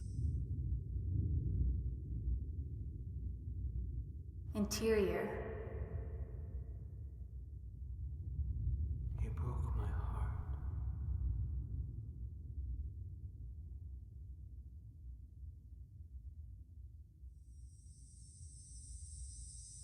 Silly is sitting cross-legged at the edge of the clearing. He's wearing 3D glasses. Don't forget to wave goodbye. People always forget to wave goodbye. In the humid forest, I follow the river to the railroad, then rest against a miniature wooden water tower. A red-winged blackbird hops back and forth along a branch, singing the song of peak twilight. Cicadas ascending to the fore, stars peeking through the egg-blue sky. I cannot move anymore.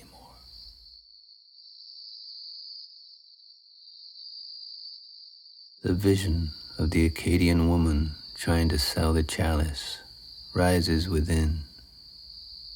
Her sad, suffering face, so eager to embrace, nourish, and forgive. The sound of her voice in the dry wall of my spirit. Acadie. Point Saint-Dan et Grand Prix. I'm beginning to comprehend. It is well deep.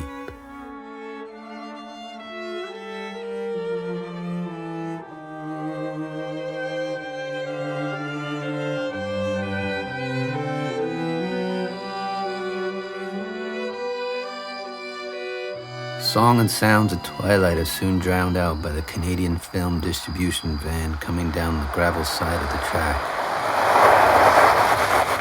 At the wheel is the teenage library security guard. By his side, the boy in the black chef's hat. Their faces covered in railroad dust. I get in with the canister. I ask the boy, why do you care about me? You think I care? Boy, that's a good one. The van is picking up pace. I'm counting on being beamed back up if I get you in on time. Quota's almost full. The boy rolls a cigarette for the teenage guard, whose only sound so far has been a reefer and onion ring-scented burp. If your morbid coil returns, don't expect your trial to be over, silly. And remember, for every day your mind is controlled, you must spend another with it uncontrolled. Eat black foods, got it? With the van gripped between railroad and river, I hang on for dear life.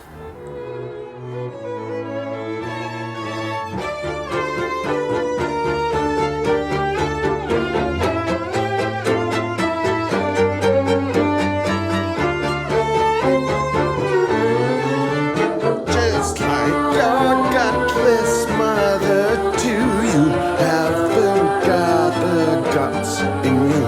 Now place the reel in my hand, reel in my hand.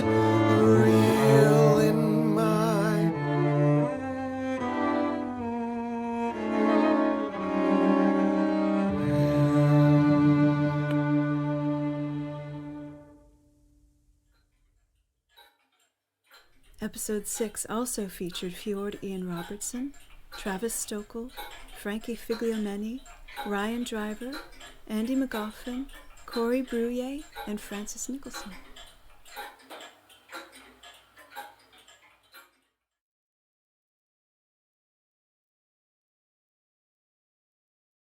Mexico, Maine is a town in the rain. You're listening to episode 7 of the Rialto podcast entitled Wandersee. High in the mountains and hidden away. Featuring the voices of Meg Remy, Felicity Williams, Janine Theriault, and John Southworth. Mexico, Maine is a town in a dream.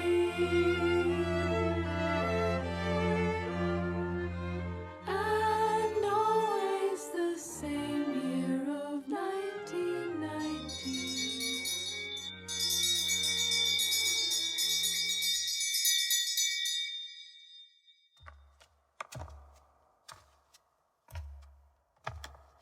If the color black has a sound, it's a slow, muted, shuffling feet sound.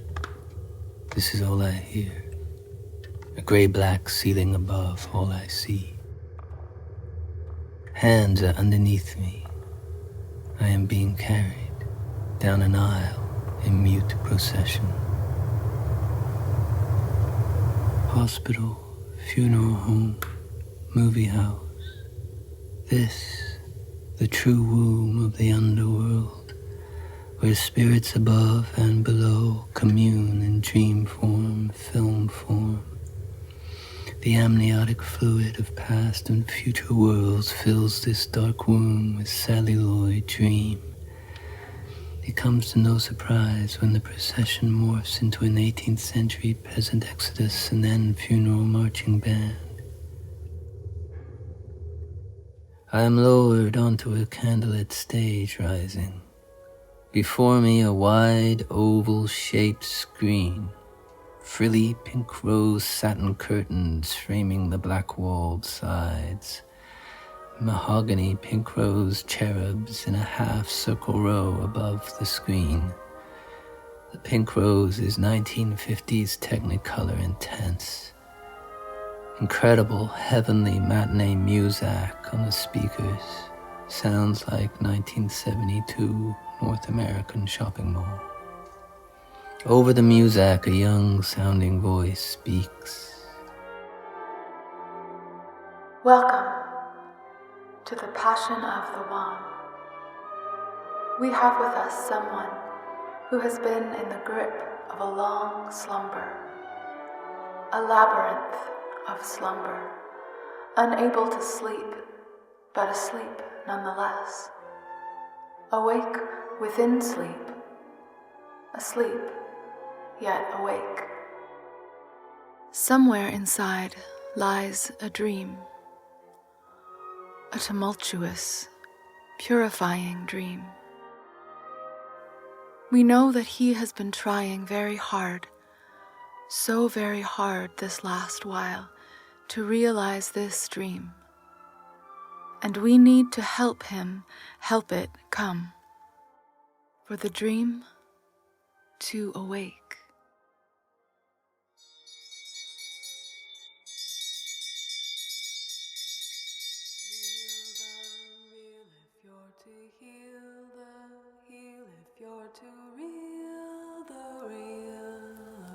In the half-darkness, my pallbearers emerge. Dark-gowned figures sing, chant, and sway.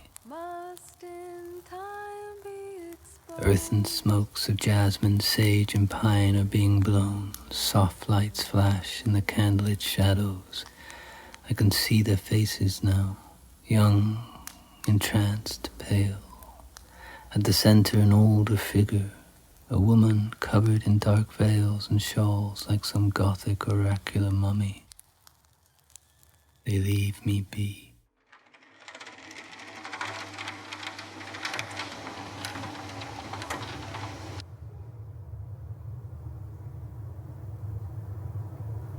Exterior, school playground, twilight. A boy, aged 9 or 10, is sitting alone in an empty school playground. The name tag on his oversized Boy Scout uniform says Klaus. Behind the school is a dark mountainous forest. The mountain's twilight shadow falls across a trampoline at the playground's edge. He looks petrified. He is not alone.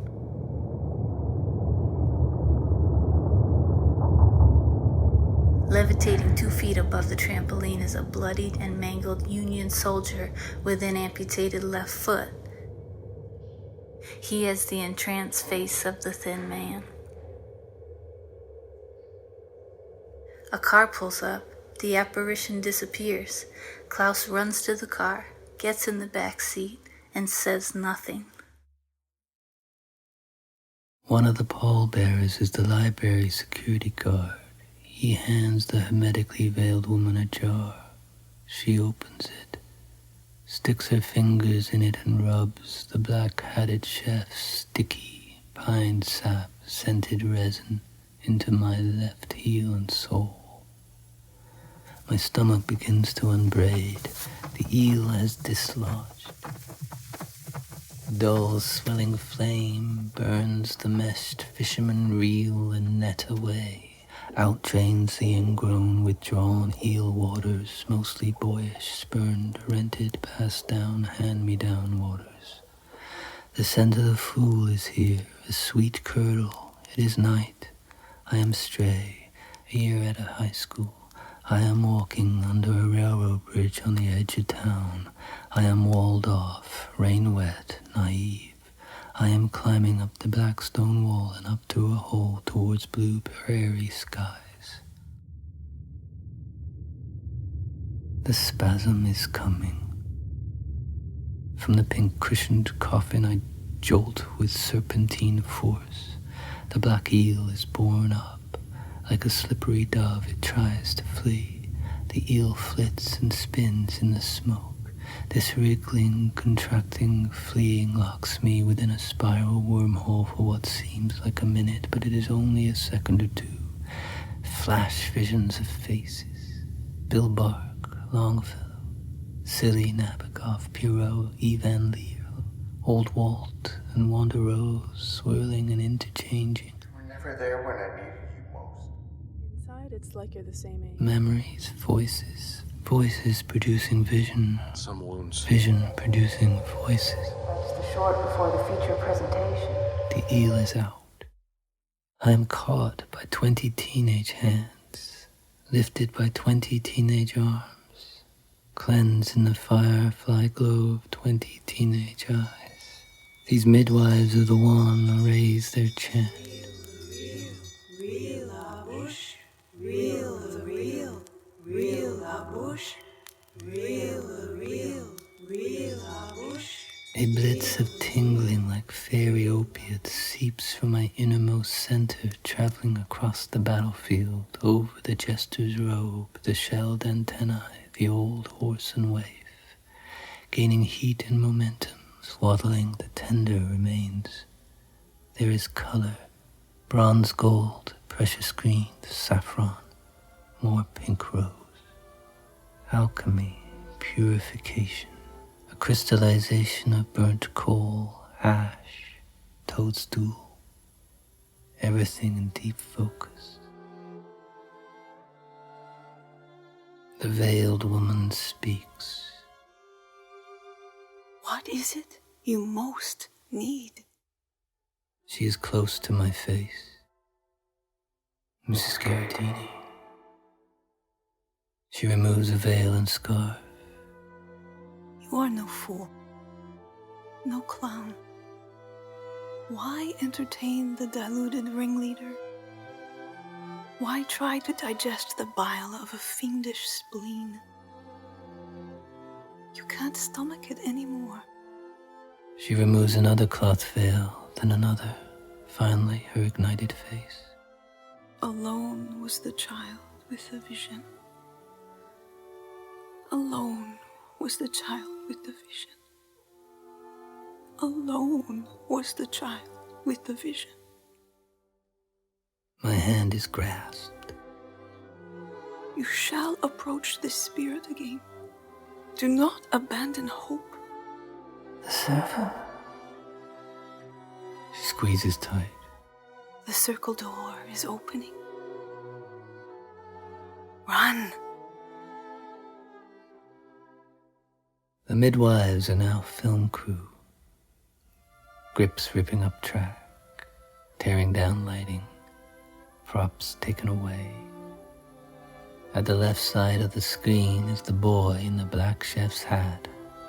He's halfway up a ladder, installing the red light fixture above a black door.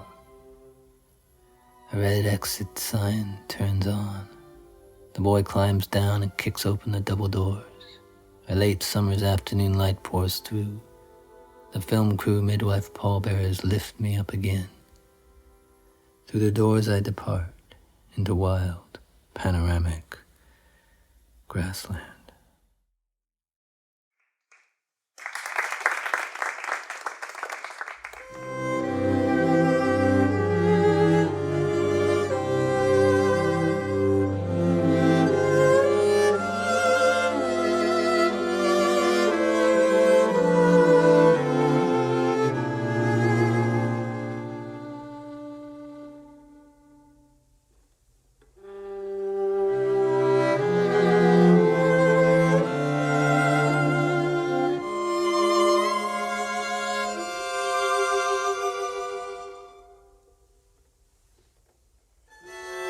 I've gone too long being lost and broken,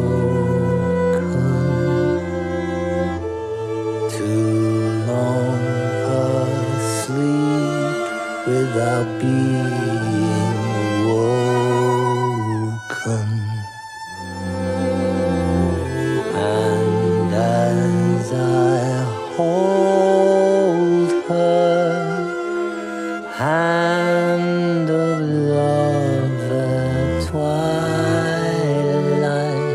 I wake to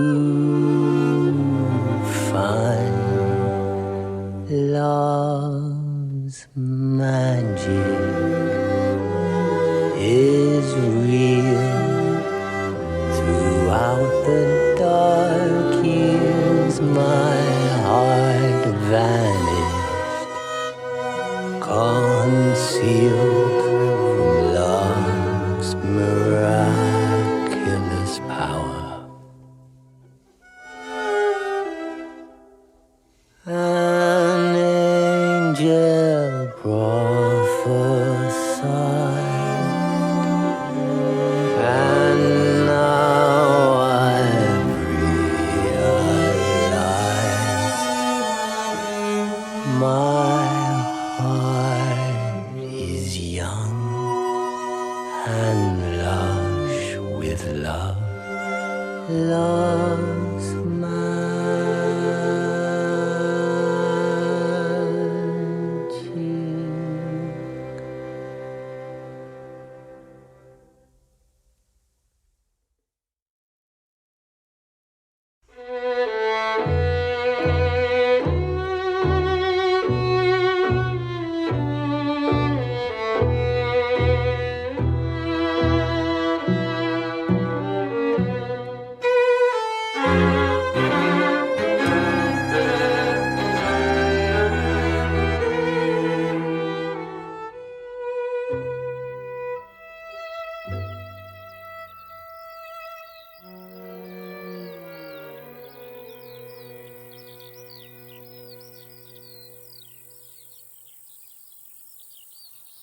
Exterior grass plain. Twilight. Klaus walks with a silver film canister under his arm, across a vast, flat grassland. The light is golden. A soft wind blows. A few butterflies fly by. In the distance is a grassy hill. Klaus walks with determination, albeit with slight trepidation. We see on top of the hill a structure, a 1960s era one cinema movie house with an R engraved above the marquee. As Klaus climbs up the hill, he can sense a peculiar enchantment. We see in red letters on the marquee, History of Jazz. Cut to interior, Rialto lobby. Klaus enters through the tinted glass doors of the movie house. Klaus walks by the box office and a poster for History of Jazz. A dreamy twilight light pours through the glass doors into the lobby. Klaus walks slowly on the red carpet to the center of the lobby. All is quiet and still. No one to be seen. The lobby has the aesthetic of a large North American cinema, circa 1955-65. We see a concession with popcorn and snacks. Beside the concession are the entrance doors to the cinema. At the left end of the lobby is a door with a sign that reads Management. Klaus takes it all in. Klaus watches the twilight light on the red carpet of the lobby disappearing ever so slightly.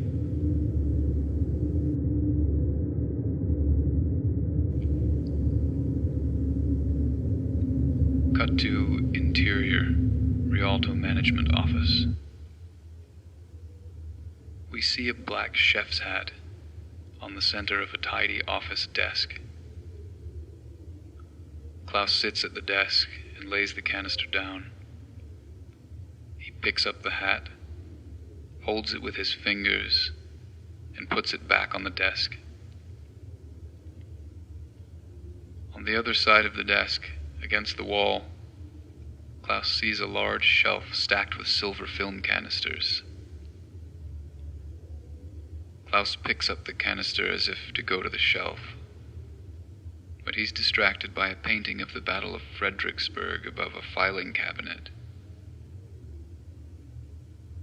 On the other side of the filing cabinet is the door to an old Otis traction elevator. Klaus leaves the canister on top of the cabinet and opens the elevator door. Cut to interior, Rialto elevator. We see Klaus inside the elevator as it descends. He's growing increasingly anxious.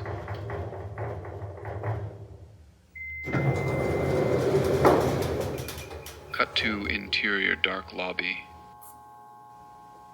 Klaus steps out of the elevator onto the floor of a white tiled lobby of an empty 1930s era hospital, dimly lit and eerie. Klaus moves past the reception counter to a long, windowless room with 2 lines of empty beds. A lamp is lit over one of the beds.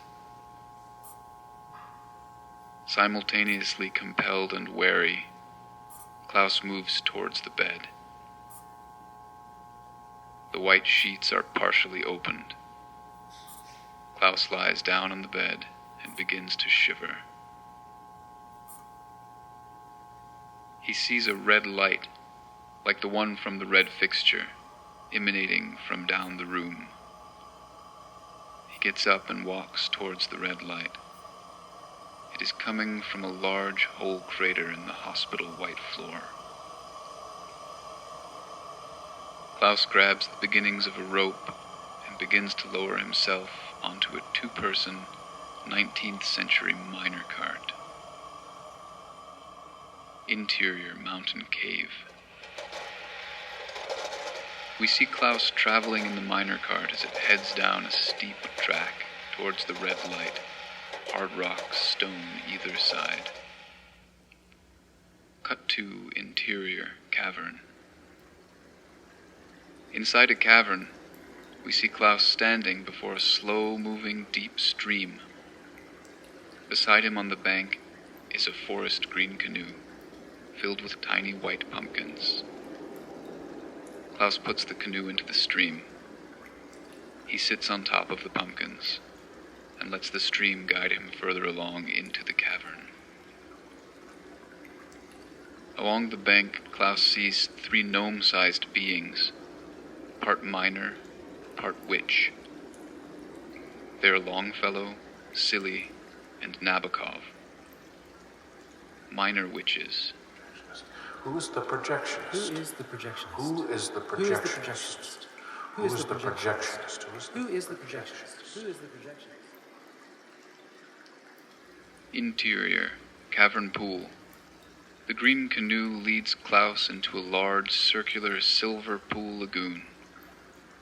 We see the source of the soft and beautiful red light, a dome-shaped red glass ceiling, like a fantastic skylight. Swaying in a hammock at the edge of the pool lies Don Juan, witch-like, sage being, skin a pale gray-green, thin, emaciated, as old as time. Klaus approaches and climbs into a second hammock, not far from Don Juan. They stare up at the beguiling red dome. Don Juan. The passion of the Juan, the Gothic, melancholic Melanson, across the ages. The Adirondacks, Lake Placid, the Bayou, Biloxi, the French shore. The long-haired countertenor of the Ohio Valley. The rabbit-souled of Aberdeen, Rivière-du-Loup, and Aroostook County. Clairvoyant, barefoot roller coaster operator. Contortionist, toll booth collector. Harlequin of Rochester. Sleepwalking bellhops of Lexington and Springfield. Missing West Point cadet, found anemic and incanting. Disowned son of mayonnaise mogul philanthropist. Homecoming queen cashier by the I-75. Salem High Wiccan. Baby-faced whaler. Method actor from strict Methodist County. 6'3" suburban Emily Dickinson. Cheerleader seer of Attakapas County. Plowgirl Nijinsky of the Annapolis Valley. To name but a few. All across time. Across lands. Epochs. Don Juan takes a drag on a long wooden pipe. Klaus is cold and trembling. Klaus. Don Juan. Who is the projectionist? Don Juan. Don Juan. Oh, Don Juan. Believe me when I say I have seen every kind of expelled and exiled youth. Fix me. Of peasant youth eternal. Having limped across the American moor, just like you. All pilgrims, like you. Fix me. But no matter what kind, what form or era of expression, I have loved the unloved most of all.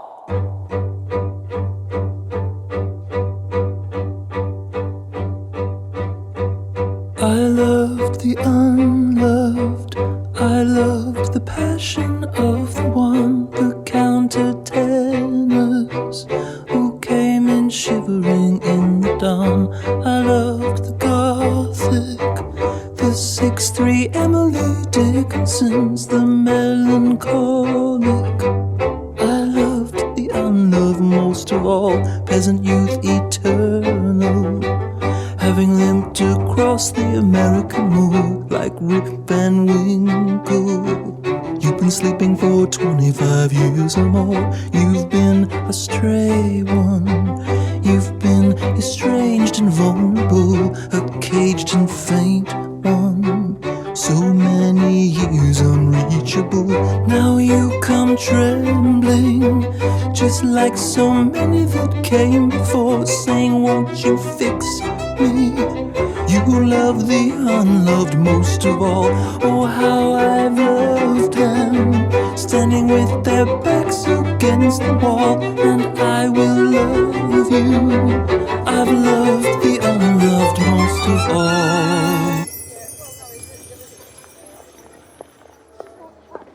Exterior small town Main Street, twilight.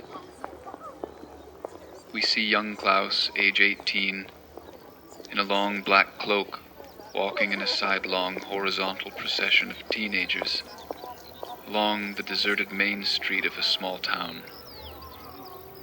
Don Juan, voiceover. All across time. Across lands. Most have had their elders' sorrow, delusions, vanities, and venom stapled into them from an early age.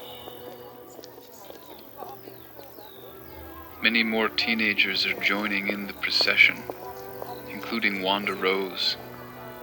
They walk in a state of reverie past a closed laundromat, empty diner, and across the lawn of the town hall. Young Klaus sees Wanda Rose in the procession. He takes in her free-spirited vitality. He moves closer to her. The procession seems endless. Everyone is experiencing some form of deep cosmic connection and love. It is as if they have all known each other at some point long ago and are now meeting up in a kind of deep time reunion. Don Juan. You are loved here. Wanda Rose gazes in awe at everyone in the procession. Wanda Rose to young Klaus. It's like we've returned. Isn't it everything? Young Klaus. Everything. She takes young Klaus's hand. They continue in the procession down the center of the abandoned main street. Do you like poetry? I can't live without it. Now you're walking on Main Street, in the town of eternal twilight, in a dream procession. That's when you see her by your side. This is the vision that you have waited so long to behold. Just holding her hand once will clear the stalemate in your soul. Cut.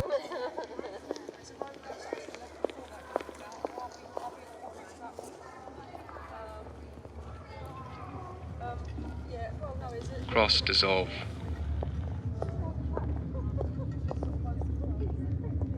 Interior, Rialto Cinema. We see the interior of the Rialto Cinema. Rows of empty red seats, a blank screen, pale blue curtains draping the sides, lights on. No sign that any movie has been showing. Older Klaus is seated in the center seat of the center aisle. He's been crying.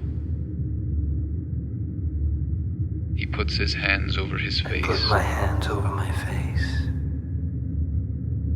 and then on my lap. I see the back of the thin man, in his fedora hat and oversized dark green suit. He is sitting to the far side, in the front row. Klaus gets up and makes his way down the center aisle. Klaus approaches along the front row.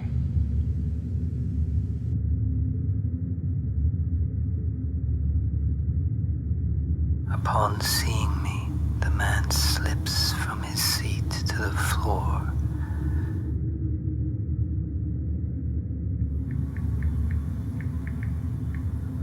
I see his pale milk-white face, his eyes open to some other reality. He is barely blinking. The man's left ankle and foot are bare and exposed. The ankle and foot are an incandescent and glass-like emerald green. The end of the foot is curve-shaped, slim and elegant, without any toes. There appears to be an inner light emanating from the sole of the foot. Altogether, it is like a rare holy jewel.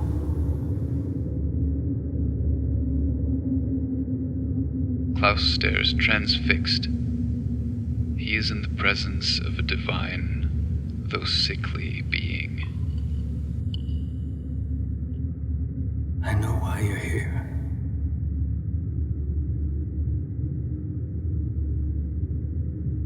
Donnez-moi ta main.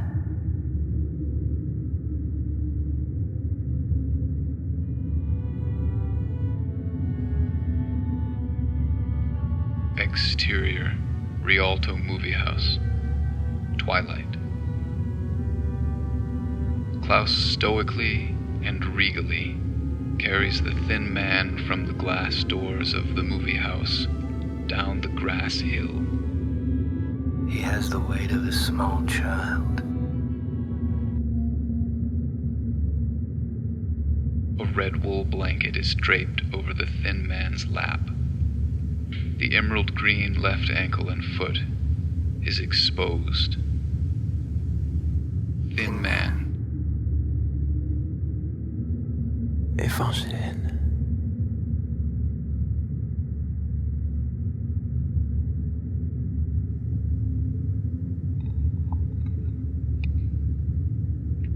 Emerald